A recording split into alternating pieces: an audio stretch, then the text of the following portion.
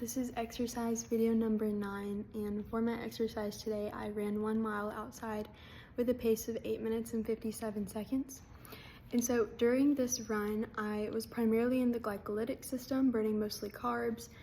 but also the oxidative phosphorylation and PCR systems were still running, but it was just predominantly glycolysis. And so I likely had a respiratory exchange rate of around 1 or maybe a little bit less, somewhere in between 0.85 and 1, because I didn't exactly hyperventilate at all during the exercise. And so the ATP that was generated through glycolysis and through the systems that were running during my exercise, that ATP was used to fuel the sodium-potassium pump in order for my neurons to depolarize and repolarize, for the cells to. And so what happens is, in order for my muscles to contract, signals have to be sent from my muscle through afferent nerves to my brain, where that has to be processed and then sent back out through efferent nerves to my effectors, to my muscles, in order to tell my muscles to either contract, inhibit contraction, or no change happens. And so how this happens is it reaches my muscles, and there are neurons that aren't exactly touching muscle cells, but they're close to them. And so these neurons have dendrites that receive the signals, and then that signal is processed in the cell body, and then that signal travels down the axon in a propagating manner, so it's depolarizing and repolarizing. And in depolarization, what you have is a cell that's at resting membrane potential at negative 70 millivolts,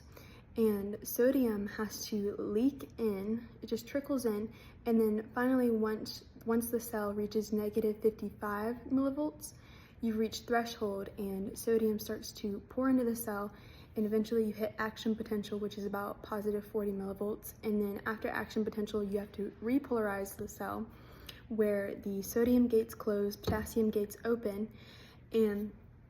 after that you kind of have a dip down below resting membrane potential, and so that's the refractory period where another signal cannot be sent during that time. And so during that period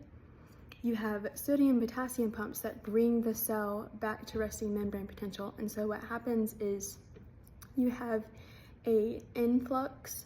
of 2 potassium and then an outflux of 3 sodium to bring the cell back to negative 70 millivolts in order for more signals to go through. And so this is happening down the axon. You have depolarization, repolarization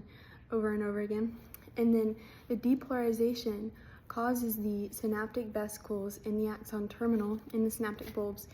to exocytose neurotransmitters into the synaptic cleft near your muscle cells, and these neurotransmitters bind to your muscle cells and either tell your muscle to contract, which would be excitatory postsynaptic potentials, or to relax, which would be inhibitory postsynaptic potentials, or no change happens.